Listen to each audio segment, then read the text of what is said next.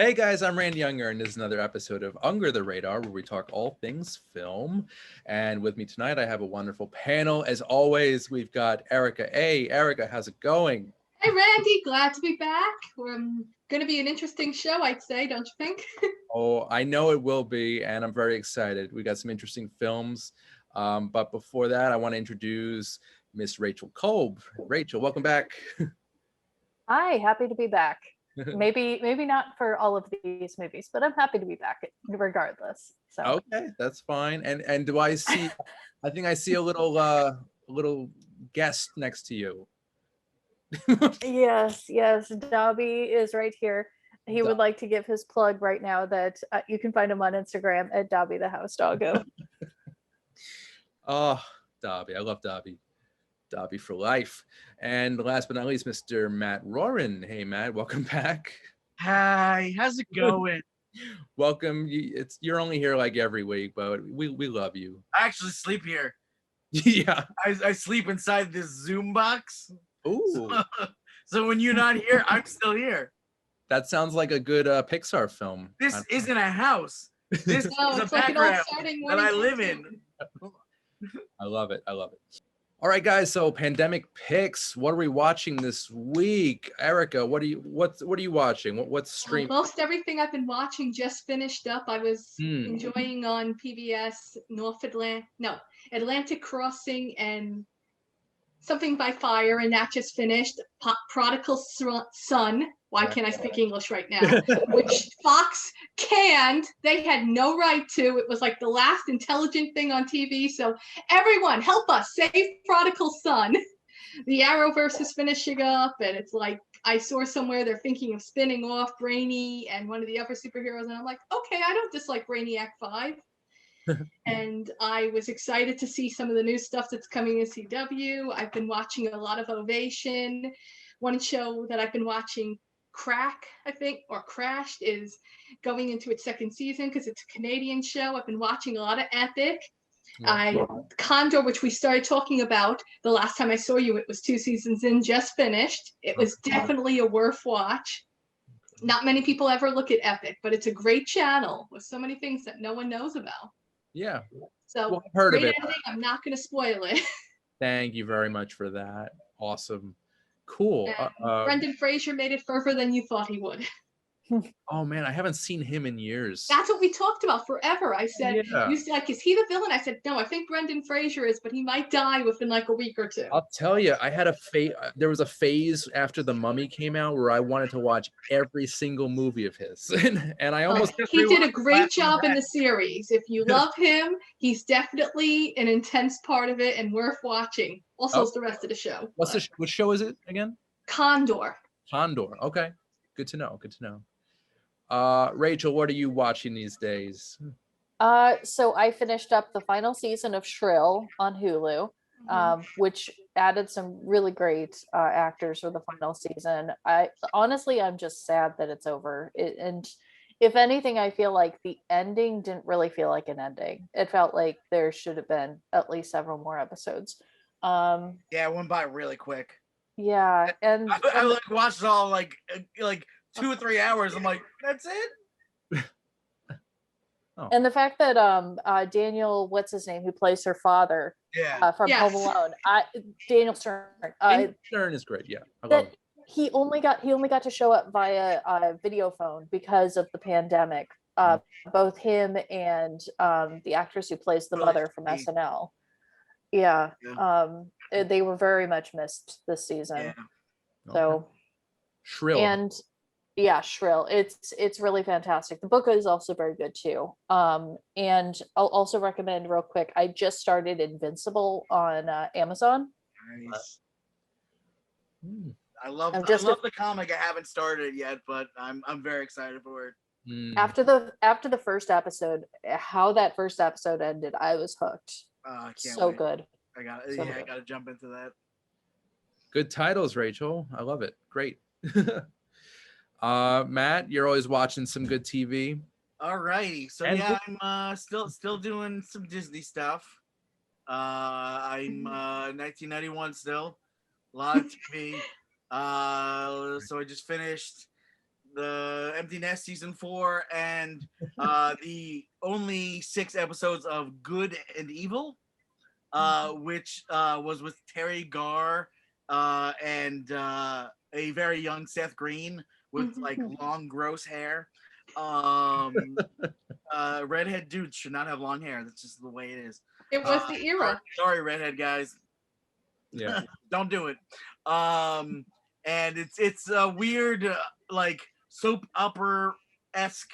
It's also by Susan Harris, who did Golden Girls, Empty Nest, Nurses, and Soap. And it's basically about 2 sisters. One is good and one is evil, and like the evil one, Terry Garr, like killed her husband, but then find out that like her husband was just frozen in ice.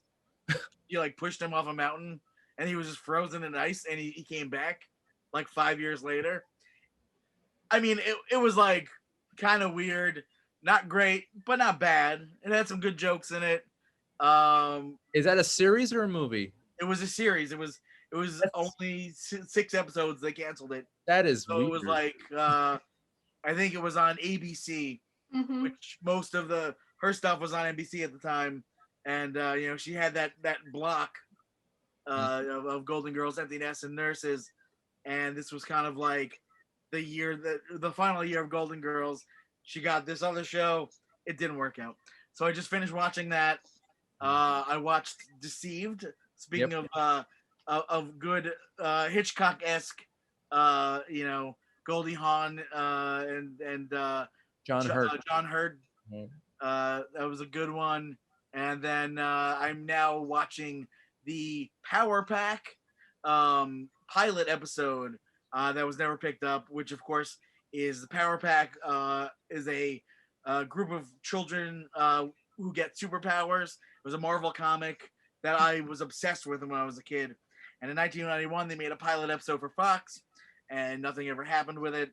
But it's very interesting. You know, the comic was a big part of my childhood. I even my second daughter's middle name, Louise, is named after Louise Simonson, who was the creator and writer of Power Pack, and also wrote for like X-Men, New Mutants, and so Thor and Power Pack. Okay. But I'm watching that right now. So Power Pack. I'm gonna look this up because that sounds like it's up my alley. Actually, cool. As for me, I'm basically rotating between Curb Your Enthusiasm and The Mandalorian. Last night I started watching Running Scared. It's actually rewatching the Gregory Hines, Billy Crystal detective action comedy from 1986, directed by Peter Hyams, who, Matt, you know all too well. So basically whatever random 80s, early 90s movie comes to my mind. Yeah, I mean, I just watched you know, Midnight Run. Yep. Oh yes. In honor of the great late Charles Grodin. Yes. You know. So did you ever watch The Freshman though? Well, oh yeah. With Marlon Brando? Yeah, because you always say you like it, and I'm like, that's one of my favorites, and you're like, I've never seen it. I think yeah, no, I don't think I've ever seen it. Well, Randy, the DVD is on sale at Pickle Island. I will go to Bayville just for that. Yeah. Just for that. You need to own The Freshman. Yes. But yeah, real quick, Charles Grodin he's a great actor. He had this like everyman deadpan style about him.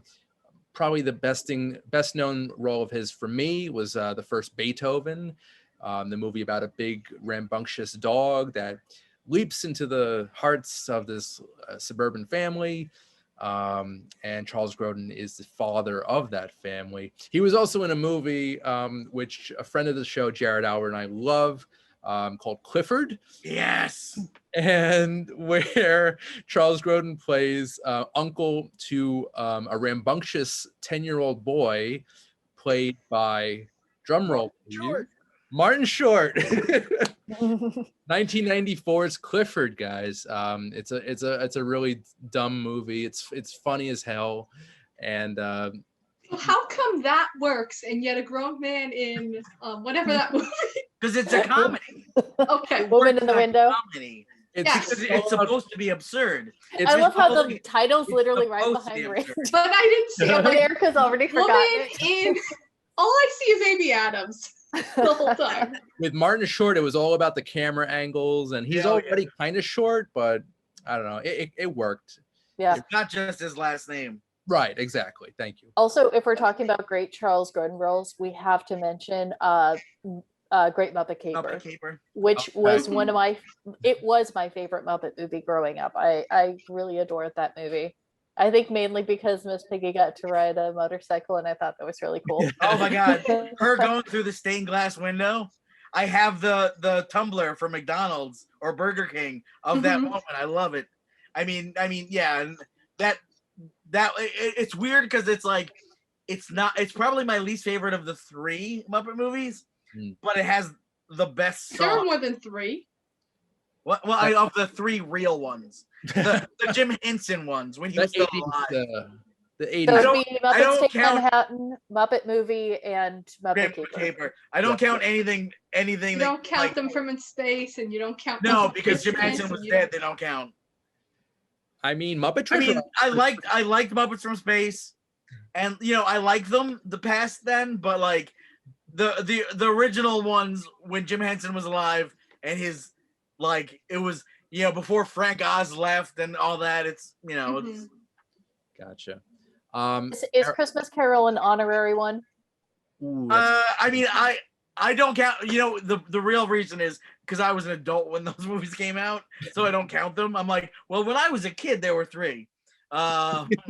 Just how when I watched Sesame Street, Elmo didn't exist yet, so Elmo was when I was in high school. So, all right, guys. So we have 2 thrillers and a horror movie. I want to close out the show by reviewing.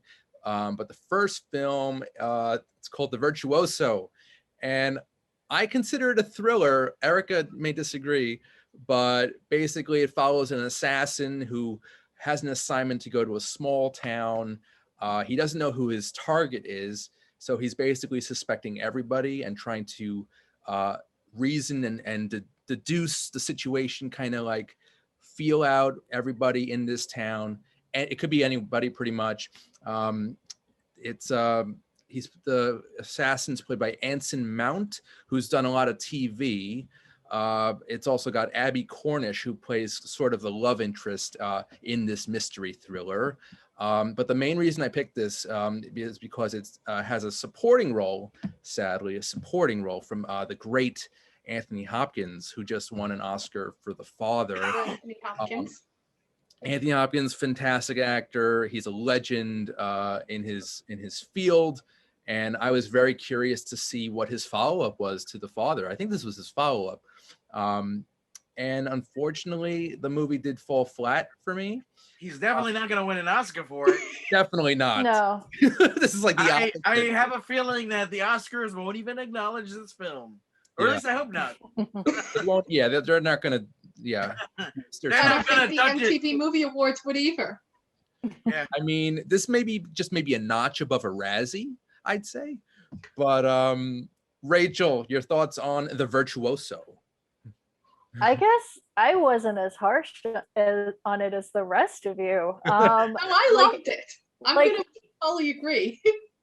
It's not great, Yeah. but it's a lot better than I thought it was going to be, especially considering that the Oscars just happened and Anthony Hopkins just won the Oscar. And usually whatever movie comes out next for that actor ends up being a total bomb. And it isn't something that's going to win him any awards, but it's fine.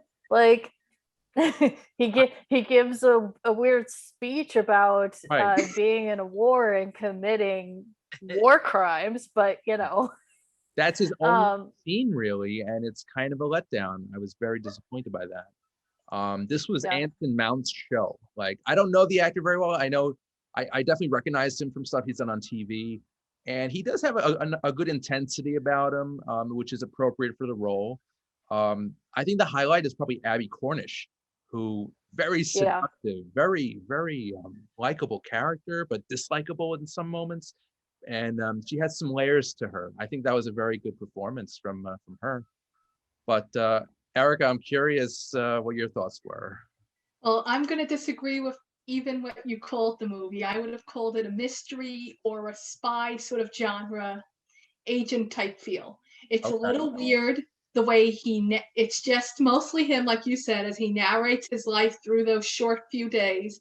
And I'm not sure any person besides me could enjoy the movie, but I really did enjoy it. It had this weird, quirky feel that it was just like nothing you normally have to sit through. And Randy, you picked some strange things, and I was like, what is this going to be? And I'm like, oh, okay. It never gets too awkward. I really love the dog, even. Yeah. Yeah. And like the inner dialogue stuff is very Dexter. Like it's very it much really so. reminded me of that. I thought like this is very Dexter. But not just the way the character just builds and builds, and then you meet people, and then it's like you think you know the answer, and like, why didn't you just do that sooner? I'm not going to say more to spoil it, but it's like, wow, okay, this is unexpected. It just keeps building and building, and Sir Anthony Hopkins does an interesting performance. Yes, he's only in like 4 scenes. I think he gives more than just that one speech, and you don't expect what he's going to do, but it just has a feel to it that it was sort of enjoyable and different. Right. And I liked the end, and I liked the build up, and I liked the small town feel and the outdoorsiness. It felt real, like so many movies that's on a set. Mm-hmm. It just felt like it was good filming, the vehicles, the driving, everything had a nice pacing to it. So I enjoyed the movie. Production. It wasn't a total waste of time. I mean, it had good performances, and that's what anchored the film, for sure. Erica, I know you're obviously you're a TV person. Are you familiar with Anson Mount's work? Maybe not by name. I know I should have checked beforehand. I did look up, but you know me, I am terrible with people's actual names. You asked me what this movie was called, and I'm like, the Maestro, or things that were synonyms of the title. Right, alternate titles. But with Anthony Hopkins, it's kind of like they just threw in a big name here to get people to watch the movie. I think it wasn't as much they threw in a big name to make people watch it. They wanted an established person, as little of a role it is, just for name recognition. So they have like, this is the to put on the poster. Yeah. Yes. And then they can say, this is what the movie is built on. He's an old established person, and he's telling this guy what to do, but he's not in the movie. I mean, this literally could have been any older, great, preferably award-winning actor. Like I could have pictured like Morgan Freeman in this. Morgan Freeman, Ian McKellen, or yeah. No, I think someone British works. Yeah. It does work actually, but it's one of those cases. It is what it is. It could have been a better movie than what I thought it was going to be, but then it actually was. But yeah, I mean, it's weird. I wasn't like totally let down, but at the same time, I wasn't totally disappointed, or it was just like right in the middle, and yeah, I'd say see it. Yeah, there were actually two actors in it that I wanted to call out real quick, because I love character actors, and I love keeping an eye out for character actors I enjoy. And this movie had two character actors that I love and enjoy following, which is Eddie Marsan, right, who plays who he poisons, and then David Morse, who people might recognize from he was in the John Adams miniseries. He played George Washington in that and was absolutely fantastic in that. Spot on in that. He's great. He was in The Rock. He was in that Bruce Willis movie with Mos Def, 16 Blocks, I think it was. Okay. And he was in The Green Mile too. Very tall, by the way, 6'4". Yes, extremely tall. But is he Rach? I have a feeling, is he a stage actor as well? Because I actually don't know. That is a good question. He gives that vibe. Yeah, like I always enjoy him when he shows up in things, but I'm not sure if he's done stage acting. I would be surprised if he hadn't, especially because of how tall he is. I imagine he would be a very good stage presence. And Eddie Marsan, yeah, he's got a very distinct look. And it's like I feel like I see him every day. I just saw Wrath of Man, and he's in that as well. He's got a kind of big role in that one. I think I also saw him in The City once. He was walking with one of his kids. He's kind of short, right? He looks very short. Yeah, he does. Because he only He's- does movies with really tall dudes. I don't know. Like, Yeah. he's always next to Well- really tall dudes. And that's the funny thing is that probably the biggest role that he's ever had in something was the Jonathan Strange and Mr. Norrell miniseries that he did for the BBC, which he's playing opposite the character. He plays the title character of Mr. Norrell, and the actor playing Jonathan Strange is quite tall. So they play up that dynamic constantly throughout it. The fact that Jonathan Strange is this very tall, kind of conventional looking dude, and then he's just kind of like, I want to just stay over here in my library with my books and don't bother me. So I was happy to see him in this. Well, speaking of height, because I'm obsessed with actors' heights, it says here he's listed at 5'9", but I don't think that's true. I think he might be a little shorter. That's like how when they asked me at the driver, like when I got my driver's license, like, how tall are you? I'm like, I don't know, 5'6". I'm like probably like 5'4". I don't know. Like, really? I don't know. I don't think my license is right. I might have grown into it eventually, but maybe. I don't think I'm that tall. Okay, no, you're a good height. It's fine. So the Virtuoso, not great, but not terrible, like a lot of the other movies we talked about. I say see it. This is a typical late night viewing. It's on cable, it's on Netflix. Check it out. If it were on Netflix, it's not yet, but I have a pretty good feeling it will be. Matt, would you recommend this? I think, yeah. I mean, if it's on, it was like one of those movies. I watched it and I thought this is fine, and then when it ended, after it ended, I was like, I liked it. Yeah. It was like, I think the ending, it built and led to something. So I was like, okay, like it's a little better than I thought it was going to be. And but I would say, it's worth seeing. Plus, it had a relatively nice twist. So, yeah. Whatever. Mm-hmm. Erica, would you recommend this? Sure. I mean, I think I was surprised that everyone else did say they liked it. I thought I was going to be the only one in the group. So I think I'm not sure who else would want to sit through it besides me, but it's not a bad watch. Mm-hmm. So somewhere in the middle. Yep. Seems to be the consensus. Rachel, you see it, skip it. I would say, especially if it gets picked up like by something like Netflix or Hulu or HBO Max, that it's just available for free. I would say definitely give it a watch. Or maybe it should go to Showtime the week that Dexter is supposed to return, and they can do back that's true. And then afterwards, it can go to a streaming service after it's had its month or two on Showtime.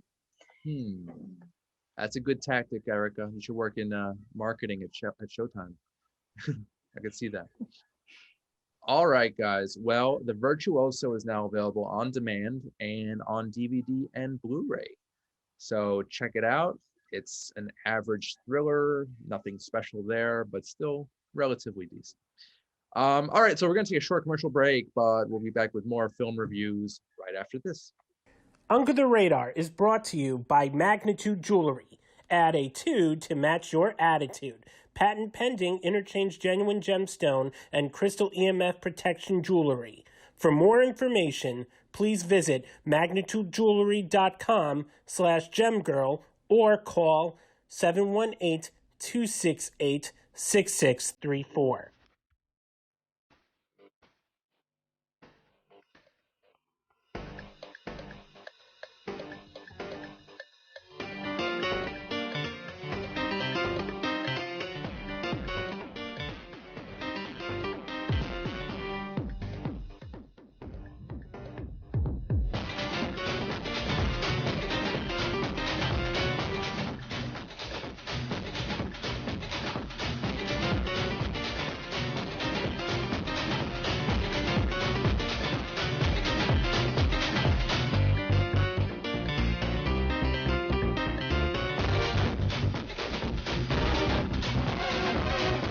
Hey guys, welcome back to the show, Under the Radar.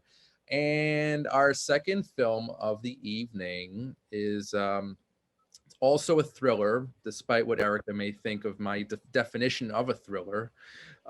This one is actually on Netflix right now. It's called The Woman in the Window, and it stars Amy Adams as an agoraphobic woman living in a New York City brownstone who basically witnesses something across the street, some foul play.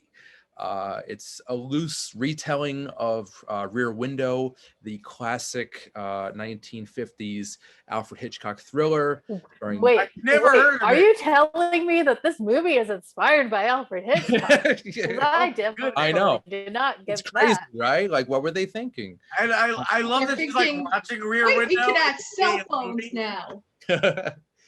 Like she's watching it in the beginning of the movie. Like Every minute. It's like we're just gonna full on steal like shots, like entire shots and compositions and everything from Hitchcock movies and just put it in this movie. yeah, it was to a point where it wasn't even homage; it was just theft. Yeah, pretty Except much. not as good. Yeah. Every minute into this movie, I was like, I want to watch Rear Window now. I don't know. Yeah. I need to cleanse my palate with the actual source material, like the real thing. It's kind Well, of not like, quite. There is a book. So it's There is a book. book. I Which hear the that's book a is good. rip-off I don't know, Rear Window. but No, I don't. it's kind of like what Quentin Tarantino does with like old exploitation movies, but at least his movies are more enjoyable. Yeah, this was And, not a good movie. As Yeah. we've sort of just talked over you right now, Randy. We're sorry. No, that's fine. That's fine. It's just sad because this movie had an amazing cast. Amy Adams leads the pack. You've got Julianne Moore, Gary Oldman, who I love. You've got the new, I was about to do a little spoiler there for Marvel. Wyatt Russell, also Anthony Mackie from. I know, right? You got the two of them. I know. Two Captain Americas in one cup. And where's the shield? I know. We need a shield in this. The shield is the killer. No. Okay. We also have Tracy Letts, who actually co-wrote the film.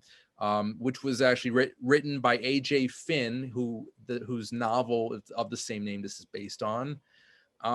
Jennifer Jason Leigh's in it, and actually someone I have never seen before, but really enjoyed his performance. Fred Hetchinger, who played the son who lives across the street. He was actually pretty decent in this. He had sort of like a young Russell Crowe about him. A little bit of the Commissioner Gordon from Gotham, Erica. You don't know his name, but you know who I'm talking about. James Gordon from Gotham. Oh, from the TV show, the one. Yeah. The son. Okay, I know who you're talking about. Who had the other Fox show, one of the teen shows that I don't think was. The OC, right? The OC? Yes, that's what. Yeah. That's one. Okay. Yeah. This Ben young, McKenzie. this young. Yes, I can see that. But yeah, great. Because actually, when I looked at him, I pictured more the guy who was with Shailene Woodley in all those movies. Oh, Anson Elgort. Yes. Maybe? Is that it? Yeah. I don't. Anson Elgort.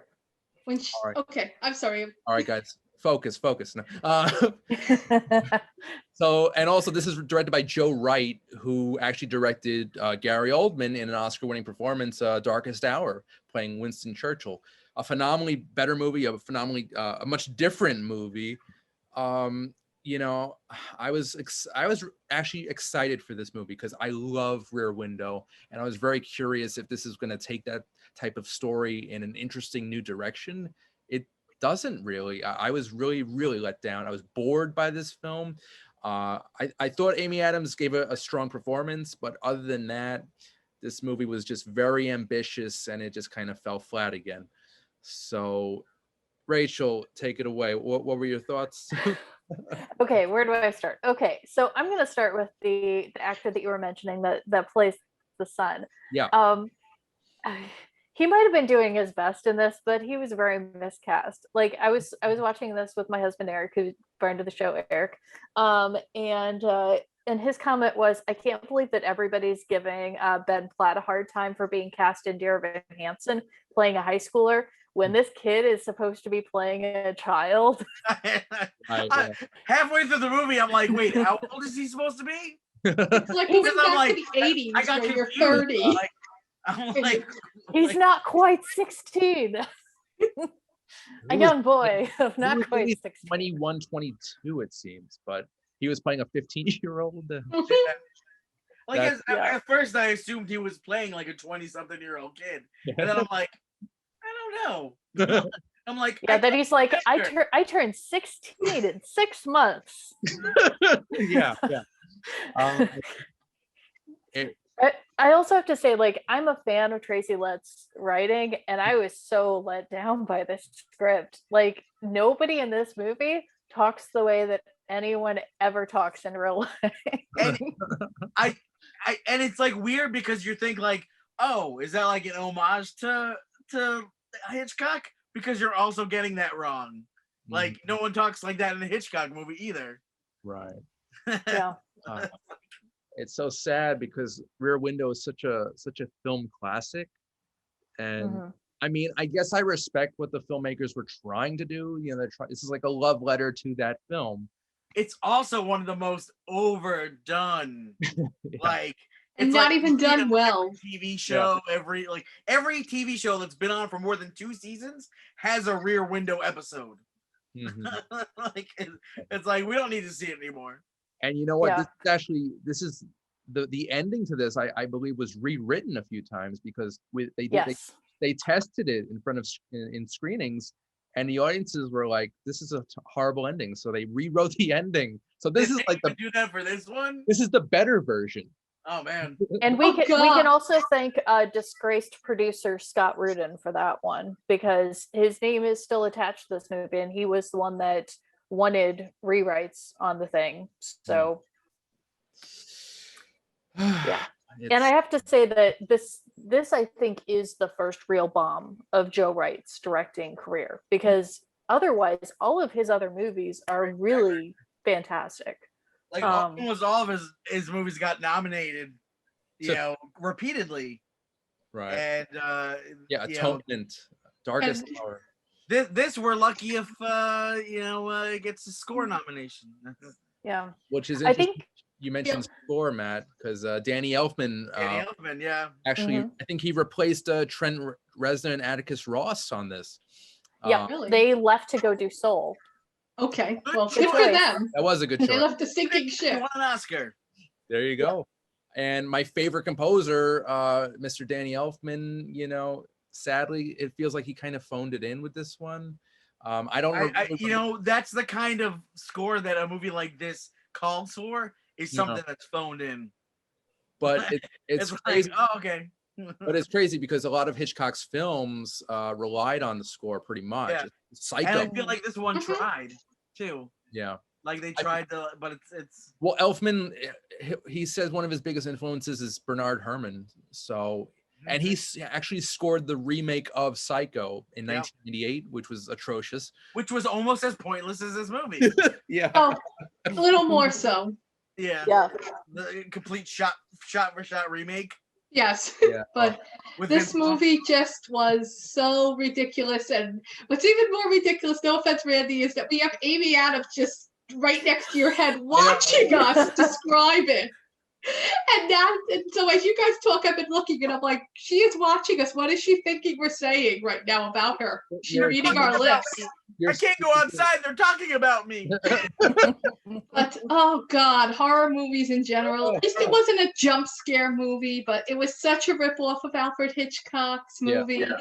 It was the modernized version of the movie with unnecessariness, and everything's a little overacted. It's like, and then the music, and I'm not a fan of horror, so I'm like, maybe I'm going into it a little jaded, but I'm like, what is all this? Fine, is it over yet? Yeah. And they made these stylistic choices, like especially when her mania is kicking in, that are so insane. Actually, like, the weird insane manias were one of the few parts of the movie that I found, oh, okay, something's happening. It's a change for like a few seconds, that I didn't mind them, as crazy as they were. There was one transition that I actually I just laughed out loud. I just could not stop laughing after, it was like one had like a fake blood splatter thing. Yes, I know that. But the snowfalls and the random people talking to her, and I'm like, okay, this at least is a break from the other stuff, just unnecessary, but it was missing all the beauty of the original movie and the camera angles and the random pills, and I'm like, okay, and the cat, and it's like, okay, Well, is you the know cat what? gonna be the murderer? I would have liked to have seen them like explore like mental illness and agoraphobia a little bit Or in maybe more explore depth. the therapist a little more who comes Yeah, to like see they're her. Who's Yeah, the supposed to be therapist is coming barely in regularly. it. yeah, I that, and know. that was Tracy Letts, by the way. Mhm. Yeah, but he's got like 2 scenes, I think, and he's got a very strange therapist-patient relationship. Like the way he speaks to her, I don't think that's Definitely. it just seemed a little unorthodox to me. I was like waiting for that to be revealed as something else, and I was like, Yeah, okay, you're not. he And then never it's like, really. okay, she's that sick, and yet now you're just going to forget about her, and this movie's going to continue, and there's never him returning. Like, at least in Alfred Hitchcock movie, you have someone checking on him while he's there regularly, who's watching, who then goes outside because the character watching from the window can't. And it's like, isn't that supposed to be someone? Yeah, No, it's just random delusions and the continuous watching people, and then suddenly the boy who's not a boy because he's a grown man who's walking off the hoodie, and it's like, right. is it over yet? Yeah. Well, Yeah. I'll tell you, we had a seriously missed opportunity with Gary Oldman. You know, I mean, I will say I did enjoy seeing him just be a jerk because yeah, it's been a long time since we've had that Gary Oldman. yeah, Like, we haven't seen Gary Oldman not be like, I am a sophisticated gentleman. We haven't seen him not be that character for like a good decade. yeah. Yeah, You know, since it's probably The Professional. Yeah. Mm. Or, Well, that was you know, or 94. like Fifth Element. Like, you haven't seen Yeah, him 96. play like, yeah, anything with Luc Besson. You haven't seen him play like anything like diverse. He's been playing like such like British men and American tone. men. Yeah. Like, you know, I it's think like 1997 was his ultimate. That's where he reached the peak of great villainous character. yeah. With we've got Fifth Element and then Yeah. Air Force One in the same year. Yeah. Great villains in Just watched Air Force One in the store the other day. oh yeah, it's so good, right? Popped in the VHS and watched it all day. Perfect. So Erica, are you a Gary Oldman fan? I'm switching gears a bit. here. Sometimes. Yeah. I'm sorry, I'm still looking at Amy Adams staring at us. Yes, thank you. Okay.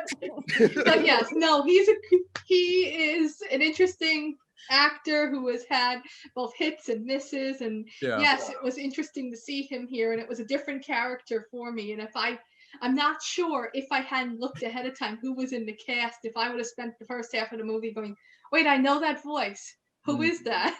Right. Like when I used to go to movies in the movie theater, sometimes that distracted me from the plot when I saw one character Okay. that just kind of like I couldn't place who it was. And he was in this kind of role that I believe if I didn't know ahead of time, I would have been trying to figure out why I know that actor, because it's not what I'm expecting him to be. He's not playing himself, playing a role. Right. kind Well, of thing. that's the thing with Oldman. He basically submerges himself in the role. Like Dracula is a good example where it's just a total transformation. And another Joe Wright film, Darkest Hour, for which he won the Oscar. He basically became Winston Churchill through this prosthetics and this And he bombed Japan. It was really fucking weird. yeah. I was just gonna say, and then of course his character acting with Sirius Black, you know, going to wizard school, transforming himself into a dog. I went to wizard school. Another good performance where he kind of lost himself in the role, True Romance, where he plays like Rastafarian drug dealer, murderer. He's got dreadlocks and scars on his face. Yeah. So great. I mean, I could talk about Gary Oldman all day, but I think another strong element of this otherwise weak film was that one scene with Julianne Moore. I thought it was a pretty good interaction between her and Adams. I think that scene really. They're both really great actresses. They are. They're both. They bring a lot to the movie, even in that one small segment. The last generation's redhead and this generation's redhead, and they were both together on screen. Kind of like a hand the baton. At one moment, I'm like, wait, how is she in this movie? She's already in this movie. Yeah. I'm like, I get them confused sometimes. I just realized that. Oh, Matt. But yeah, basically between Adams, Moore, Oldman, got like 4 Oscars between all of them. Yeah. It's like at least it's pretty crazy. Yeah. At least. Then you have like Brian Tyree Henry, who honestly at some point is going to win an Oscar. Yeah. I'm saying it right now. He's like at some point he's gonna be a surprise EGOT. Like, just watch. Now, he definitely looks familiar, but you're gonna have to educate me, Rachel. He was in Get Atlanta. Why not Get Out? No, he was not in Get Out. Mm-hmm. Yeah, Atlanta's probably one of the biggest things that he's done. Okay. But he's also done stage work. Like, he was actually in the original cast of Book of Mormon, which blew my mind when I realized it. It's funny because you can actually see him in the Tony's performance if you watch the Tony's performance of Book of Mormon. Okay. He also did a voice in Into the Spider-Verse. Widows. If you saw Widows, he is in Widows. Yep. Yeah. If Bill Street Can Talk, and he was in Godzilla vs. Kong, which honestly, that movie's so packed with actors that I forgot that he was in it. Talking about that because when we reviewed it, you had mentioned, I think it was you who mentioned that it was a role that you expected to see, that he was trying to be someone else, like the way he was playing. I'm blanking on. Well, he's kind of trying to be like Alex Jones in that movie. Yeah, where it's like, oh, okay. But yeah, conspiracy theorist podcaster. Yep. Oh, guys, also Jennifer Jason Leigh has a very small part in this as well. I don't even think she had much of dialogue, really. No, she was just like, I'm the wife. You never met me. Yeah. That was it. I think you were just kind of and then stop calling my family. Yeah. That's the voice from Hateful Eight, Matt. Yeah, I know. That's the voice I heard. I don't know. I know. Much better film. Phenomenally better. Oh, back with Tarantino again. Yeah, it all comes back to Tarantino. But again, very disappointed with this, and I was excited. But kudos to Amy Adams. She stuck with it. She was actually the most consistent element of this movie was her performance. So I'm grateful for that. And I tried. Yeah. They really gave it their all. They did. I had forgotten that that this was supposed to come out last summer, and they ran the trailer like repeatedly. So when I started watching it, I'm like, wait, this just came out? I saw this fucking movie already. Yeah. Like, it was like one of those things where it's like last summer's trailer totally ruined all these movies for me. Because I'm like, I saw them already. And I'm like, wait, no, I didn't? I'm like, no, this came out already. But alas, it didn't. And you know what? It had what really grabbed me was also the trailer. It was a pretty decent trailer, and it got me amped up for this. It made me want to see it. Yeah. I mean, the trailer did its job. The actors did their job, but the movie did not really do its job. And I'm kind of sad. I also feel like when you see the trailer, it's part of what makes you want to see it is like, what a cast. Right. That's it, really. What a cast. And it's a mystery, which, people love a good mystery. Yeah. Erica, final thoughts on The Woman in the Window? Skip it, burn it, go watch Hitchcock.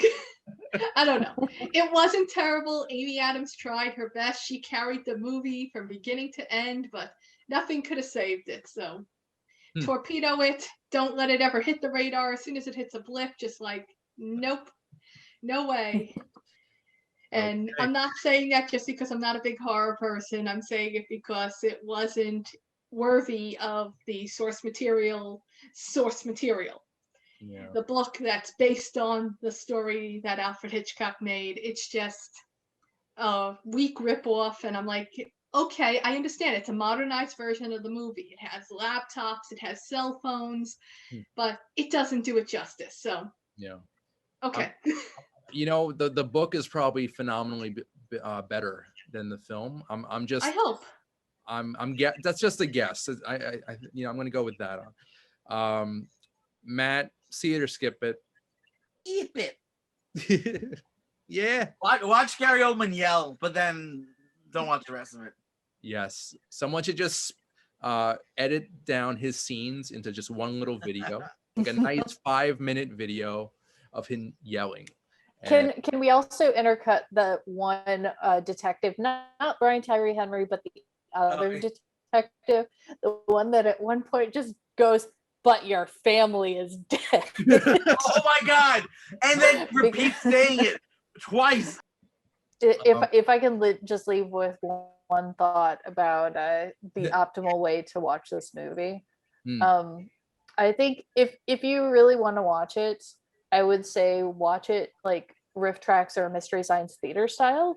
And every time, because this became a game with the movie, because at a certain point I just got so frustrated with it. Every time that Amy Adams goes, "David," just do the Moira Rose, "David." What are you doing? If you're a fan of Schitt's Creek, because big she fan. says David a whole lot in this movie. And we never even talked about him as a character. Yeah, but not nearly as cool as Moira Rose. No, definitely not. Catherine O'Hara might have been good in the lead role in this, maybe. Oh, if this was a movie that her character was in, like The Crows 3, I would much rather watch The Croning. This was a Moira Rose vehicle. Yeah. Woman in the Window 3. The Windowing. I will watch that. Oh, about Woman in the Window, The Widowing. The Widowing. WWW. All right. So all right. I say, I say see it just because it's got a phenomenal cast. But aside from that, it's just disappointing. It's yeah, Erica, you summed it up nicely. Crash and burn. So Rachel, see it or skip it? I would say ultimately skip it. Watch any one of Joe Wright's other movies. And watch Atlanta if you want to see Brian Tyree Henry. Watch almost anything Amy Adams has done. She has that new the sequel to Enchanted that they're going to be making. So just rewatch Enchanted. And you know what's some interesting trivia for this movie? Julianne Moore, they wanted to have her as the evil princess in the first Enchanted, which Amy Adams was the star of. So slight trivia there. I say see it, but I'm not enthusiastic about it. I was going in, but then my level. Yeah, I'm glad I definitely saw it because I don't think I'm going to see it again. I was enthusiastic, but then I saw it. Yeah, that's it. Oh, all right. Well, that's The Woman in the Window, guys. Now streaming on Netflix. And okay, so now I want to continue in the thriller vein. Sorry, Erica. This is more of a horror thriller, action family drama. And I had the immense privilege and honor of attending a screening for it. It's actually, it's coming out May 28th, and it is, of course, A Quiet Place Part 2. And this is the follow-up to the phenomenal film from a few years back about a family that is in the throes of basically some type of apocalypse, and there's creatures running about, blind creatures that basically just rely on sound, and these creatures are hunting this family in this small town. John Krasinski is the father, Emily Blunt is the mother. They've got 3 kids in the first film, and basically we follow them on this horrific adventure. Very well acted. I'm going to single out Millicent Simmons, who is the deaf daughter in the films. She is amazing. She's great in the first one. She's even better in this one. They basically elevated her acting status to basically like lead actress, and it's her. She crossed paths with Cillian Murphy, who's a new addition to the franchise, and basically these two have to venture out into the wilderness and try to survive. I don't want to give much away. It's a great film. It's a really great sequel. Sequels like this don't come too often, which is sad because it's really it complements the first film really well, and I really wish you guys got to see it. But now that we're on the topic of it, what did you guys think of the original? Rachel. I love the original Quiet Place. I think it's exactly what it should look like, telling stories about deaf people or hard of hearing people. They did it the right way. They really handled the subject matter well, as far as actually casting a deaf actress in the role, as far as like also with how they handled the set. If you watch a lot of the behind the scenes, they like as far as meeting her needs and making a set that she could do her best work in. They did an amazing job. And I am so excited for the sequel. I cannot wait. Yeah, I'm definitely going to see it again, probably on the big screen again, because it needs to be experienced that way, guys. It really, really does. Yeah. Erica, I know you're not a horror Right.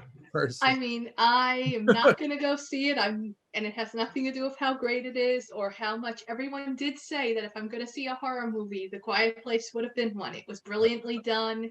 It had everything that a horror movie should have done in a time period when so many of them were some of the worst movies of the year. I've seen little bits of it here and there when I was on TV and I flipped to it, but for the most part, it's a great franchise, and I'm glad the second one lives up to it from what you say. But I hope people who are horror fans will enjoy it and agree with you. Oh, and I'm glad the cast came back. Yeah. So basically, the main cast: Emily Blunt, Millicent Simmons, or Millie Simmons, who plays the deaf daughter, who's great. Noah Jupe plays the son, and Cillian Murphy. And I don't even know if I should try with this name. I'm just gonna butcher it, but you know him when you see him. He was in Gladiator. Is the first thing I remember. Jimon Hunsu. I could be but kind of plays like a tough guy in a lot of movies. You'll know him if you saw him, but he plays just kind of a random character that pops up towards the middle. And I should mention John Krasinski. He co-wrote and directed the first one and this one. So, and he has a small part in this one as well. He was the patriarch in the first one, and he's got a great scene in this as well. Matt, were you a fan of the first one? I absolutely loved it. It is like the perfect like horror movie. In the last like few decades, like I feel like a lot of horror movies have just been disappointing. Mm-hmm. And like, I mean, besides like indie horror has been great, but like mainstream, big budget stuff has been like mediocre at best. And I mean, just the concept and the, everything from like the production value to the cast, everyone is so freaking good.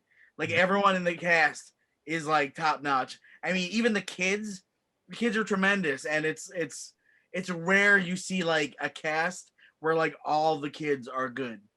Yeah. And it's very intense, and it's thrilling. It's actually thrilling, which is suspenseful. Mm-hmm. I mean, it hits all the right notes without giving you bad jump scares and like all that stuff. Yeah. It really like I want to say I wish more movies were like this, but it's kind of a blessing that we have this movie and that it has a sequel that you're saying lives up to it, and I'm very excited to see it in the theater. I just hope that this franchise doesn't run out of steam or creativity, because I fear that might happen. I just wanted to mention Paramount announced that A Quiet Place 2 would become available on its streaming service Paramount Plus 45 days after its theatrical release, May 28th. So 45 days after May 28th, it'll be available on Paramount Plus. All right, guys. Also, I want to mention some more coming attractions aside from A Quiet Place Part 2 debuting May 28th. We've got, Rachel, I know you're excited for this, Cruella, the live action prequel of Cruella, the young Cruella DeVille, played by Emma Stone. Thanks to Disney Plus, we could see this wonderful film. It'll also be in theaters. So that's going to be amazing. I'm excited for it. I love Emma Stone. She's a great actress. I've been following her since Superbad, and I think she's perfect for this role. Rachel, quick thoughts on upcoming Cruella? We're getting dueling Emmas. We get Emma Stone and Emma Thompson pitted against each other. Plus, we get the guy from I, Tonya, and who's usually playing like some sort of criminal, who's also in it. Also, another Emma, Emily Beecham is also on the cast. So that should be good. Yeah, so that's Cruella. We also have a drama called American Traitor, The Trial of Axis Sally, which is basically a World War II film. And it stars Meadow Williams, Thomas Kretschmann, and I'm almost positive they threw this guy in because he's a big name, Al Pacino. So, yeah, it's World War II. What am I doing here? Yeah, so that's he's just playing his character from Hunters. Basically, is this the same show? What's happening here? Hunting Nazis. Yeah. So, all right, it's another instance. Just throw in an Academy Award winner in the cast, and maybe people will see it. We also have an action thriller called Endangered Species, starring Rebecca Romaine, Philip Winchester, and Rebecca Romaine's husband, Jerry O'Connell. So that's nice that they're working together again. Rachel, by the way, remember when we went to the red carpet? The red carpet for the Reign of the Supermen. Yeah, and he had the Superman suit. And he was so nice. He was very tall and very nice. So that's Jerry O'Connell, guys. Okay, so lastly, for the coming attractions, we've got an obscure horror film called Funhouse. All right, so last but not least, plugs, guys. What's happening? What do we want to promote? Anything going on, Erica, you want to talk about? No, I'm still here. You can find me on Facebook. But production is only just starting up, so I don't have any new projects going on yet. Okay, well, keep us posted, please. Mr. Roarin. I'm just hanging out at Pickle Island. That's me, hanging out at Pickle Island. Check it out in Bayville, New York. You want pickles? We got them. You want DVDs? We got them. CDs? We got them. Video games? Comics? I got some. Rachel, anything you want to mention? Plugs? I'm going to plug again for my friends over at Guy Choiceman Saves America. Check it out. It is on YouTube. You can find clips of it. I think they even have a full show up, so you can see kind of what it is and how it works and how it's kind of a choose your own adventure. So lots of fun. I remember the Goosebumps choose your own adventure in the 90s. Good. Yeah, good stuff. I also got issues of Goosebumps. I got Goosebumps books, Babysitters Club books. If you like that kind of stuff, I got some of those too. You got it all, kid. You need Goosebumps on VHS? I got that too. Clamshell case. Oh.